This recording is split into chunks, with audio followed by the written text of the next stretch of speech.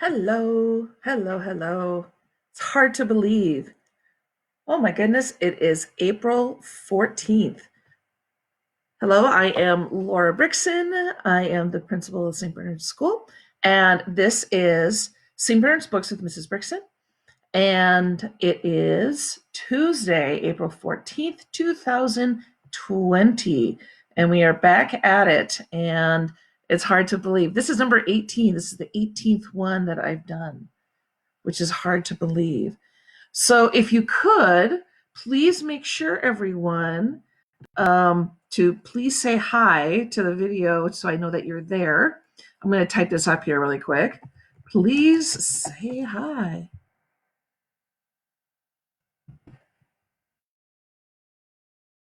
Oh, you are there. Okay. Well, I hope everyone has been enjoying. Hope you enjoyed your Easter break. Alleluia, he is risen. And I know if we were in school, oh, hey, hi, Mrs. Zare is here. I know if we were in school today, we would have unburied the Alleluias. We would have unburied the Alleluias. So that would have been fun. And so we would have been able to do that. I still have the roll of paper in my office, and so we can do that. But basically, how I spent my Easter break is taking some time to go through my laundry room. We have a lot of different things, like that's where we have our pantry with extra food and all of our extra dishes, and that needed a big time cleaning out. And so I got some new shelves and put those together, and still waiting on one more supply, and then hopefully it'll be done. We have Aurora is here. Hello, Aurora. And Rhonda and Paul, maybe. And hello. So we also had food from the Wired Bean at our house. So that was good. We had food from the Wired Bean and for our Easter dinner. And then also for Holy Week, some of you probably saw, I was very fortunate in that I was able to do music for masses, piano and do a little singing with Mrs. Brickell and Devin Joel Tweetbach and stuff like that. So that was fun. That was fun. Anyway, but let's go ahead and let's get started with the day. Let's see who, and I bet you there'll be more and more people hopefully coming as we go, but we're going to start the day the right way. Here we go.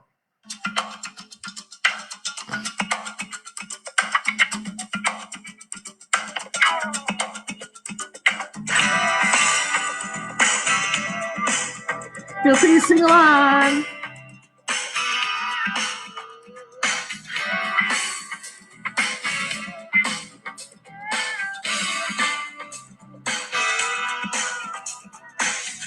Make a difference. We can make a difference. Go make a difference in the world. Go make a difference. We can make a difference. Go make a difference in the world. All right. So good to see everybody here. Oh, we have Castlevans. Oh, and Axel. Axel's on here. So Axel, I've been following your bulb science experiment, your bulb garden from Allie, and so I bet it's huge. I bet it's huge right now. It's like taking over the room. It's probably 5 feet tall. Um, so it's good to see. So if you guys, you can go and check out Axel's mom, Levon's Facebook, and you can kind of see the progress there. And oh, you're watching the movie Holes tonight, Mrs. Zare. Kira! Hello, Kira. Kira, you can get your siblings. Yes, you can get your siblings in here. In fact, I might have actually read them Holes when they were in fourth grade. Exactly. Oh, it's so good to see all of you guys. Oh my gosh, this is the highlight of my day, I swear. Anyway, oh, I'm having technical difficulties. Come on, phone. Ah! Oh, sorry. I'm sorry, guys. I'm trying to get this, but my phone is not being cooperative. Oh, goodness gracious.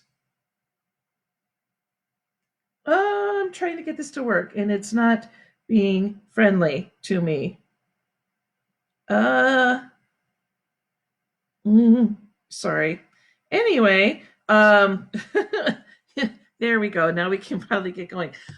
We have for our joke for today, our joke for today is why let me start over. I wouldn't buy anything with Velcro. Do you know why?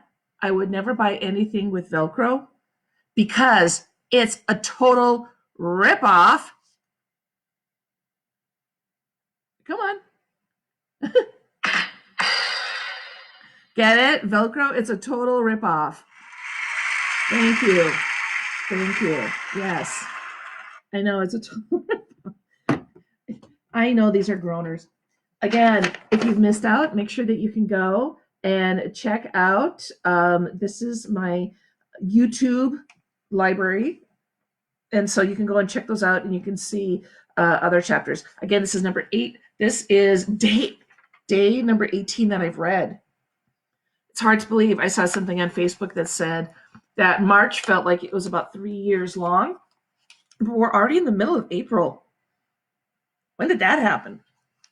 But when last we heard, because I know we took a little break because we read some Easter books. Thank you, Mrs. Zare. That was very nice. And oh, Carly is here too. Hello, Carly. Oh, and Sophia and Chico. Hello. So good to see you guys. So last time we heard, remember hearing how Kiss and Kate Barlow started. Remember Kate or Catherine was the school teacher in Green Lake 100 years ago, and she fell in love with a man who happened to be black. And so she was white. And so, they fell in love and kissed and they were caught. And so that's how, they came to a terrible end.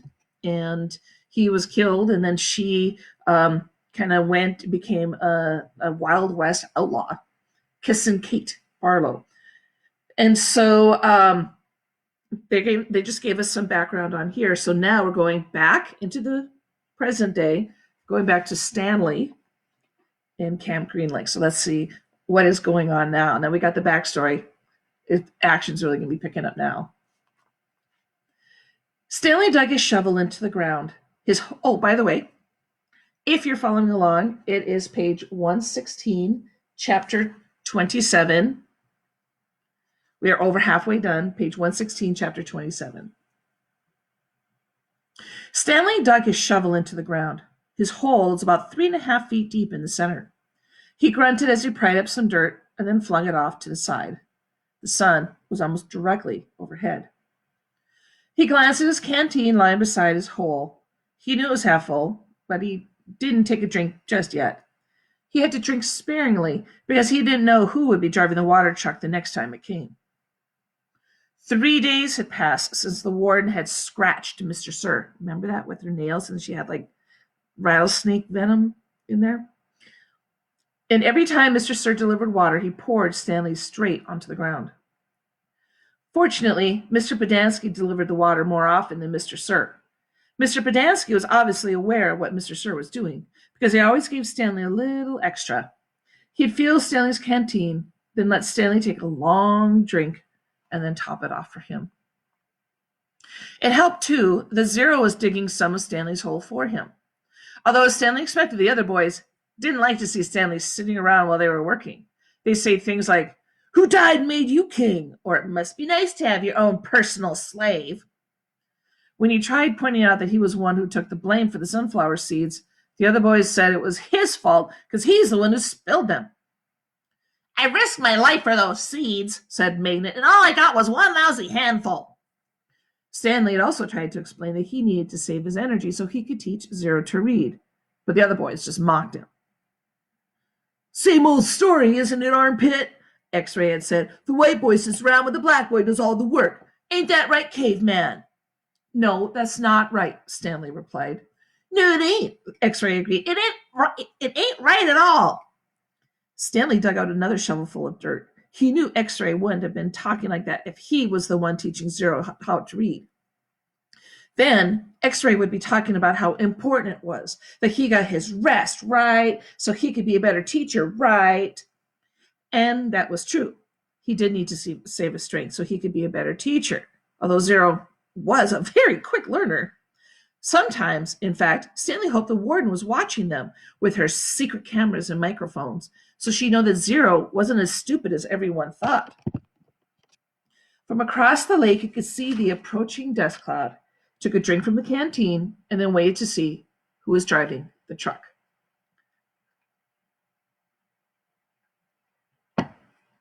The swelling on Mr. Sir's face had gone down, but it was still a little puffy. There had been 3 scratch marks down his cheek.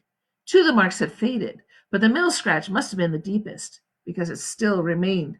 It was a jagged purple line running from below his eye to below his mouth, like the tattoo of a scar. Stanley waited in line and then handed him his canteen. Mr. Sir held it up to his ear and shook it. He smiled at the swishing sound. Stanley hoped he wouldn't dump it out. To his surprise, Mr. Sir held the canteen under the stream of water and actually filled it. Wait here, he said. Still holding Stanley's canteen, Mr. Sir walked past him and then went on the side of the truck and into the cab where he couldn't be seen. What's he doing? Asked Zero. I wish I knew, said Stanley. A short while later, Mr. Sir came out of the truck and handed Stanley his canteen. It was still full. Thank you, Mr. Sir. Mr. Sir smiled at him. What are you waiting for? He said. Drink up. He popped some sunflower seeds into his mouth, chewed, and spit out the cell. Again, he popped some sunflower seeds into his mouth, chewed, and spit out the shells. Stanley was afraid to drink it. He hated to think what kind of vile substance Mr. Sir must have put into it. He brought the canteen back to his hole. For a long time, he left it beside his hole as he continued to dig. Then he was so thirsty he could hardly stand anymore. He unscrewed the cap, turned the canteen over, and poured all of it onto the dirt. He was afraid that if he waited another second, he might have taken a drink. After Stanley taught Zero the final 6 letters of the alphabet, he taught Zero to write his name. Capital Z-E-R-O. Zero wrote the letters as Stanley said to them. Zero, he said, looking at his piece of paper. His smile was too big for his face. Stanley watched him write it all over again. 0, 0, 0, 0, 0, 0. In a way, it made him sad. He couldn't help but think that 100 times 0 was still nothing. You know, that's not my real name, Zero said as they headed to the rec room for dinner. Oh, yeah, I said. I guess I knew that, Stanley said. He'd never really been sure. Everyone's always called me Zero, even before I came here. Oh, okay. My real name is Hector. Hector, Stanley repeated. Hector Zeroni. Did that last name sound familiar? Hector Zeroni. Let's see if you remember.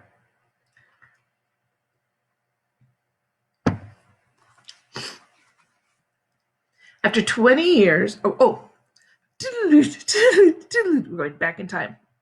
After 20 years, Kate Barlow returned to Green Lake. It was a place where nobody would ever find her. A ghost town on a ghost lake. The peach trees had all died, but there were a couple of small oak trees still growing by an old abandoned cabin. The cabin used to be in the eastern shore of the lake. Now the edge of the lake was over 5 miles away. And it was a little more than a small pond full of dirty water. She lived in the cabin.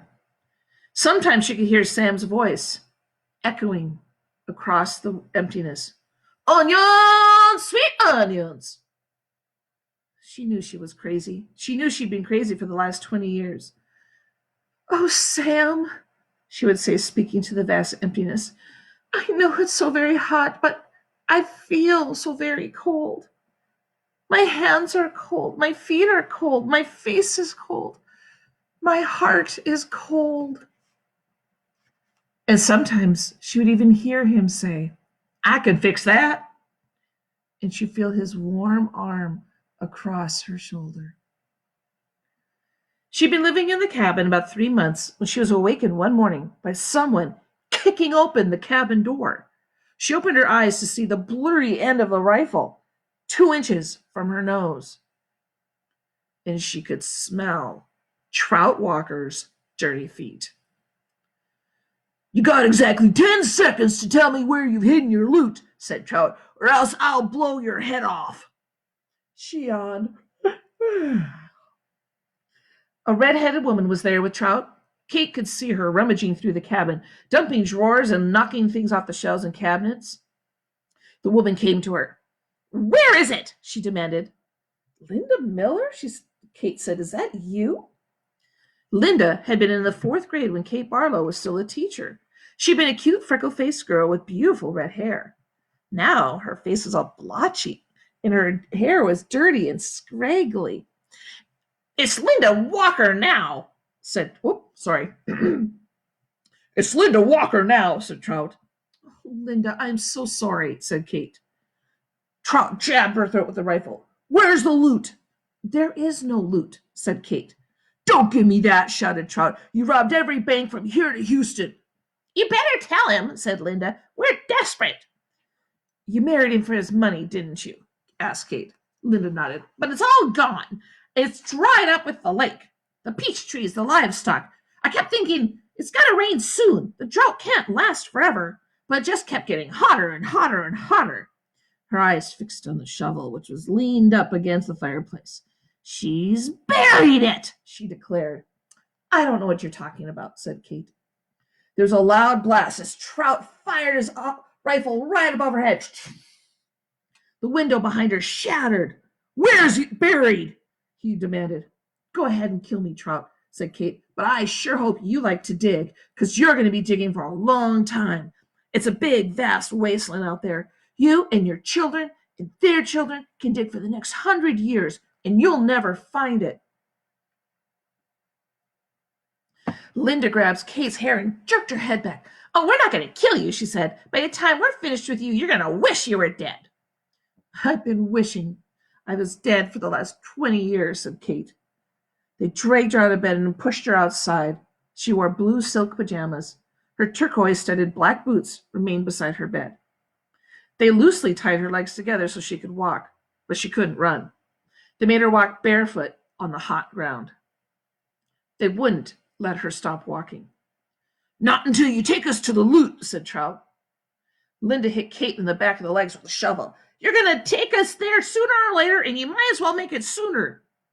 She walked one way and then the other until her feet were just black and blistered. Whenever she stopped, Linda whacked her with the shovel. "I'm losing my patience," said Trout. She fell on the shovel. She felt the shovel jab her in the back, and she fell into hard dirt. "Get up," ordered Linda. Kate struggled to her feet. "We're being easy on you today," said Trout. "It's just going to take a lot, getting worse and worse for you until you take it out." "Look out," shouted Linda. A lizard leapt toward them. Kate could see its big red eyes. Linda tried to hit it with a shovel, and Trout shot at it, but they both missed. The lizard landed on Kate's bare ankle. Its sharp, black teeth bit into her leg. Its white tongue lapped up the droplets of blood that leaked to the ground. Kate smiled. There's nothing more that they could do to her anymore. "Start digging," she said. "Where is it?" Linda screeched. "Where'd you bury it?" Trout demanded.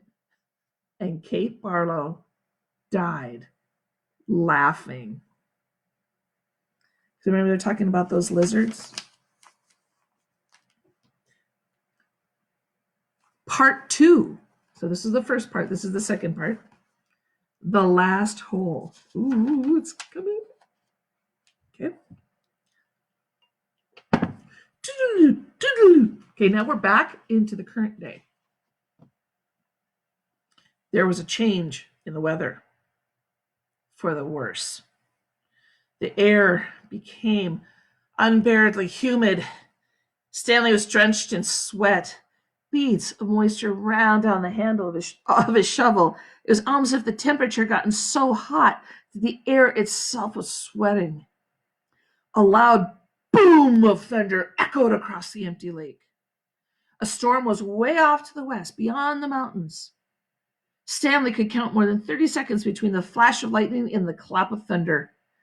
That's how far away the storm was. Sound travels a great distance across a barren wasteland. Usually, Stanley couldn't see the mountains at this time of the day. The only time that they were visible was just up at sunup, before the air became hazy. Now, however, the sky was very dark off to the west, and every time the lightning flashed, the dark shape of the mountains would briefly appear. "Come on, rain!" shouted Armpit. "Blow this way!" "Maybe it'll rain so hard we'll fill up the whole lake," said Squid. "We can go swimming." 40 days and 40 nights, said X-Ray. "Guess we better start building an ark. Get 2 of each animal, right?" "Right," said Zigzag. 2 rattlesnakes, 2 scorpions, 2 yellow spotted lizards. Maybe the electricity in the air had made Zigzag's head even more wild looking. His frizzy blonde hair stuck almost straight out. The horizon lit up with a huge web of lightning. In that split second, Stanley thought he saw an unusual rock formation atop of one of the mountain peaks. The peak looked to him exactly like a giant fist with a thumb sticking straight up. And then it was gone. And Stanley wasn't sure whether he saw it or not. "I found refuge in the giant's thumb." That was what his great-great-grandfather supposedly said after Kate Barlow had robbed him and left him stranded in the desert. No one ever knew what he meant by that. He was delirious when he said it. "But how could he live for 3 weeks without food or water?" Stanley had asked his father. "I don't know. I wasn't there," replied his father. "I wasn't born yet. My father wasn't born yet. My grandmother, your great-grandmother, was a nurse in the hospital when they treated him. He always talked about how she would dab his forehead with a cool, wet cloth. And he said that's why he fell in love with her. He thought she was an angel." "A real angel?" His father didn't know. "What about after he got better? Did he ever say what he meant by God's thumb or how he survived?" "No, he just blamed his no-good pig-stealing father." The storm moved off farther west, along with any hope of rain. But the image of the fist and the thumb remained in Stanley's head. Although, instead of the lightning flashing behind the thumb, in Stanley's mind the lightning was coming out of the thumb, as if it were the thumb of God. Chapter 30. Oh, hello, Blomkers. I didn't get a chance to say hi. And I see, we got Carly also. We got Kira and Carly Casavan. Woohoo! Gotta get Drew in here, too. Chapter 30. The next day was Zigzag's birthday. Or so he said. Zigzag lay in his cot as everyone headed outside. "I get to sleep in because it's my birthday," he said. A little while later, he cut into the breakfast line just in front of Squid. "Squid, tell him to go to the end of the line." "Hey, it's my birthday," Zigzag said, staying where he was. "It's not your birthday," said Magnet, who was standing behind Squid. "It is too," he said. "July 8th. Stanley was behind Magnet. He didn't know what day of the week it was, let alone the date. It could have been July 8th, but how would Zigzag know? He tried to figure out how long he had been at Camp Green Lake, if indeed it was July 8th. "Came here on May 24th, he said, "so that means I've been here 46 days, said Zero. Stanley was still trying to remember how many days there were in May and June. He looked at Zero. He learned not to doubt him when it came to math. 46 days. It felt more like 1,000. It's kind of like us here, right? With our coronavirus, 46 days feels like 1,000. Oh, he didn't dig a hole that first day, and he hadn't dug one out yet today. That meant he dug 44 holes, if it really was July 8th. "Can I have an extra carton of juice?" Zigzag asked Mr. Sir. "It's my birthday." And to everyone's surprise, Mr. Sir gave it to him. Stanley dug his shovel into the dirt, hole number 45.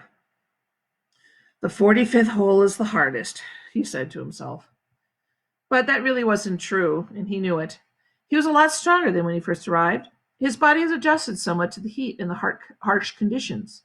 Mr. Sir was no longer depriving him of water. After having to get by on less water for a week or so, Stanley now felt like he had all the water that he could want.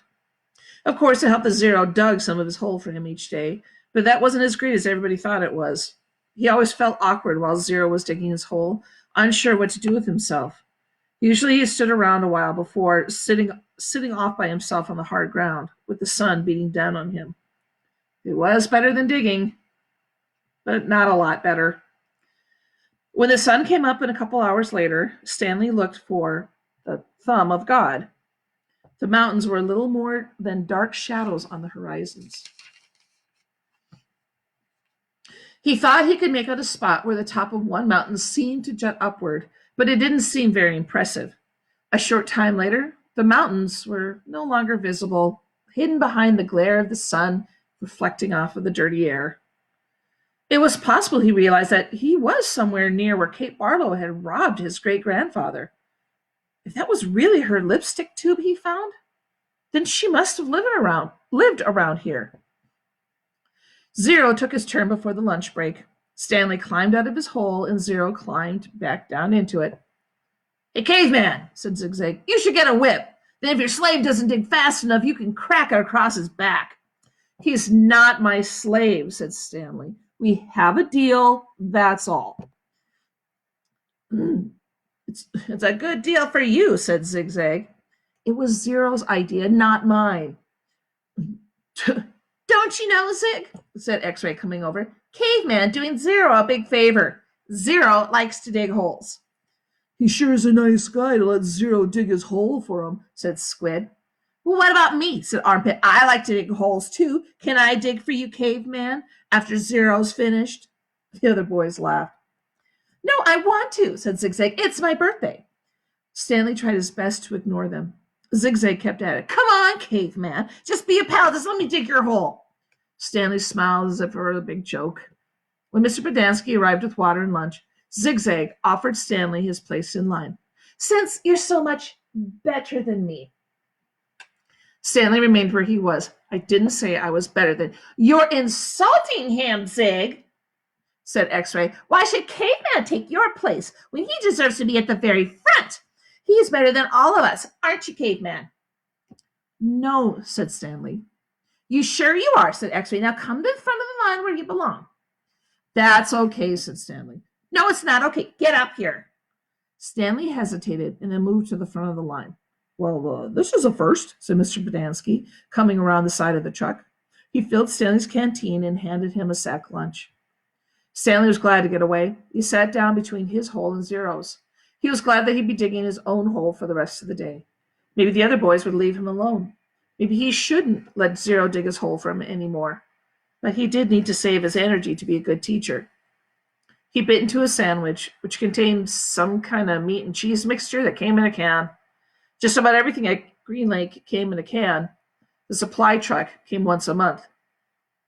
He glanced up to see Zigzag and Squid walking toward him. "I'll give you my cookie if you let me dig your hole," said Zigzag. Squid laughed. "Here, take my cookie," said Zigzag, holding it out to him. "No, thanks," said Stanley. "Come on, take my cookie," said Zigzag, sticking it in his face. "Leave me alone."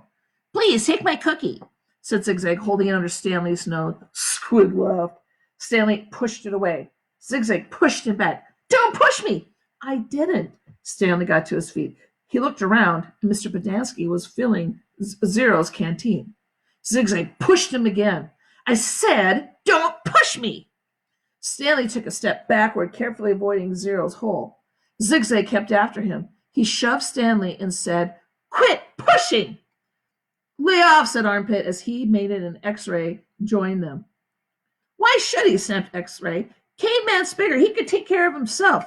"I don't want any trouble," Stanley said. Zigzag pushed him hard. "Eat my cookie," he said.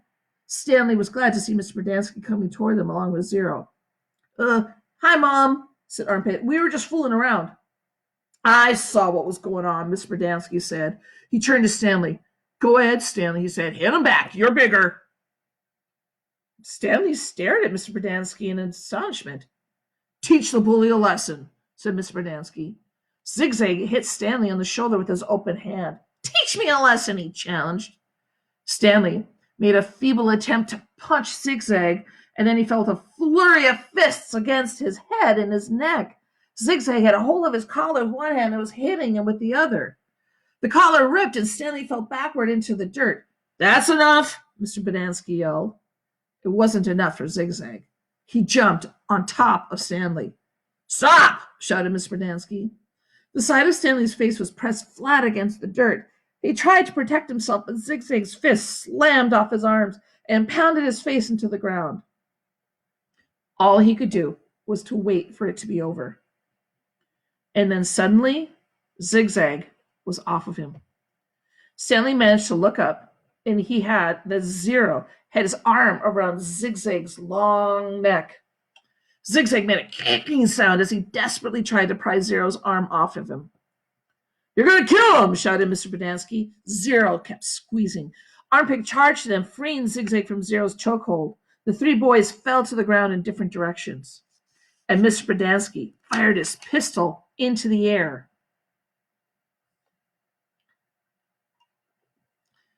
The other counselors came running in from the office and the tents and out on the lake. They had their guns drawn, but holstered them when they saw that the trouble was over. The warden walked over from her cabin. There's a riot, said Mr. Berdansky told her. Zero almost strangled Ricky. Warden looked at Zigzag, who was still stretched out massaging his neck.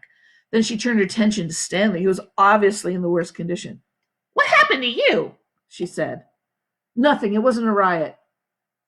Ziggy was beating up on the caveman, said Armpit, and then Zero started choking Zigzag, and I had to pull Zero off Zigzag. It was all over before Mom fired his gun. They just got a little hot, that's all, said X-Ray. You know how it is in the sun all day? People get hot, right? But everything's cool now. I see, the warden said. She turned to Zigzag. What's the matter? Didn't you just get a puppy for your birthday? Zig's just a little hot, said X-Ray. Out in the sun all day. You know how it is. The blood starts to boil. Is that what's happened to Zigzag? Asked the warden. Yeah, said Zigzag. Like X-Ray said, working so hard in the hot sun while Caveman just sits around here doing nothing. My blood boiled. Excuse me? Said the warden. Caveman digs his holes just like everyone else. Zigzag shrugged. Sometimes. Excuse me? Zero's been digging part of Caveman's hole every day, said... Whoa, wrong voice. Zero's been digging part of Caveman's hole every day, said Squid. The warden looked from Squid to Stanley to Zero. I'm teaching him to read and write, said Stanley. It's sort of a trade. The hole still gets dug, so what does it matter who digs it? Excuse me? Said the warden. Isn't it more important for him to learn how to read? Stanley asked. Doesn't that build character more than digging holes? That is his character, said the warden. What about your character? Stanley raised and lowered one shoulder. The warden turned toward Zero. Well, Zero, what have you learned so far? Zero said nothing. Have you been digging Caveman's hole for nothing? The warden asked him. Oh, he likes to dig holes, said Mr. Berdansky. Tell me what you learned yesterday, said the warden. Surely you can remember that. Zero said nothing. Mr. Berdansky laughed. He picked up a shovel and said, you might as well try to teach the shovel to read. He's got more brains than Zero. The at sound, said Zero. The at sound? Replied the warden. Well, then tell me, what does C-A-T spell? Zero glanced around nervously. Stanley knew he knew the answer. Zero just didn't like answering questions. Cat, Zero said. Mr. Berdansky clapped his hands. Bravo! The boy is genius. F-A-T, said the warden. Zero thought a moment. Stanley hadn't taught him the F sound yet. F, fat, said Zero. How about H-A-T, said the warden. Stanley hadn't taught him the H sound either. Zero concentrated hard and said, hat. All the counselors laughed. He's a genius, all right, said Mr. Berdansky. He's so stupid he doesn't even know he's stupid. Stanley didn't know why Mr. Berdansky seemed to have it in for Zero. If Mr. Berdansky had only thought about it, he realized it very logical for Zero to think the letter H made the ch sound. H. Get it? H. H. H. Instead of when you say H, it's got that ch. Okay. Okay, from now on, I don't want anyone digging anyone else's hole, said the warden, and no more reading lessons. I'm not digging another hole, said Zero. Good, said the warden. She turned to Stanley. You know why you've been digging holes? Because it's good for you. It teaches you a lesson. And if Zero digs your hole for you, then you're not learning a lesson, are you? I guess not, Stanley mumbled, although he knew they weren't digging just to learn a lesson. She was looking for something, and that something belonged to Kissin' Kate Barlow. Why can't I still dig in my own hole and still teach Zero to read? He asked. Well, what's wrong with that? I can tell you what's wrong with that, the warden said. It leads to trouble. Zero almost killed Zigzag. It causes him stress, Mr. Berdansky. I know you mean well, Stanley, but let's face it. Zero's too stupid to learn to read. And what makes his blood boil? And that's what makes his blood boil, not the hot sun.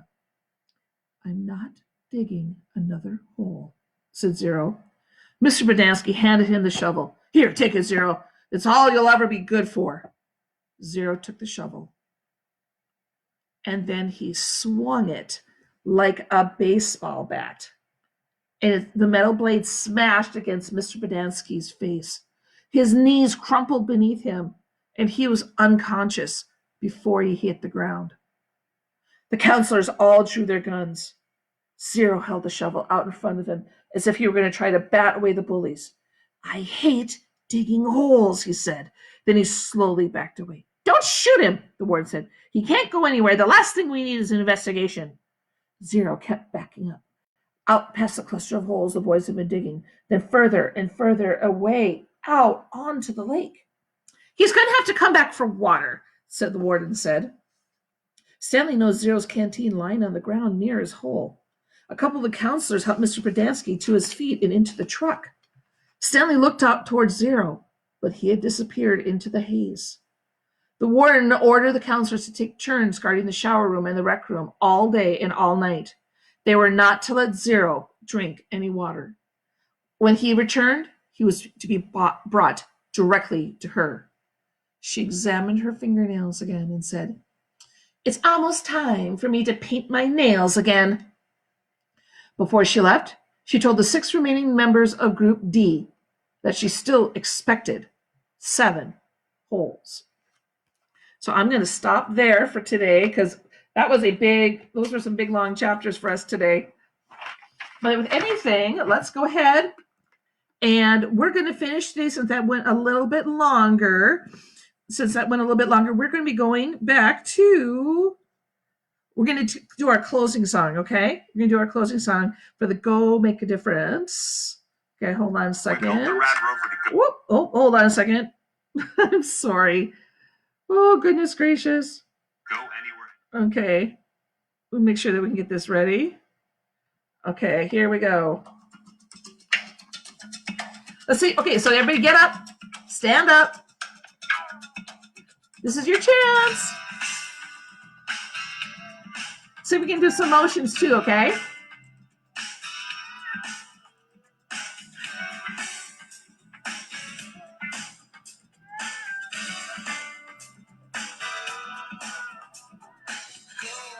Difference. We can make a difference. Go make a difference in the world. Go make a difference. We can make a difference. Go make a difference in the world. Go make a difference. We can make a difference. Go make a difference in the world. Go make a difference. We can make a difference.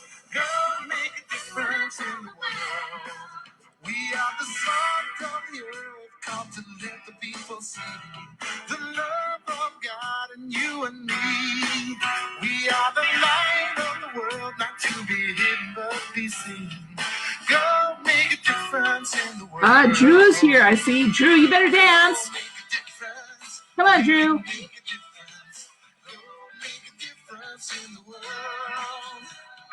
Go make a difference. We can make a difference. Go make a difference in the world. We are the hands of Christ, reaching out to those in need. The face of God for all to see.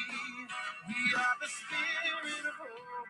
We are the voice of peace. So go make a difference in the world. Go make a difference. We can make a difference. Go make a difference in the world. Go make a difference. We can make a difference. Go make a difference in the world. So let your love shine on. Let it shine for all to see. Go make a difference in the world. And the Spirit of Christ will be with us as we go. Go make a difference in the world. Everybody, here we go. Key change. Make a difference. We can make a difference. Go make a difference in the world. Go make a difference. We can make a difference. Go make a difference in the world. Do it again. Here we go. Go make a difference in the world. Again. Go make a difference in the world.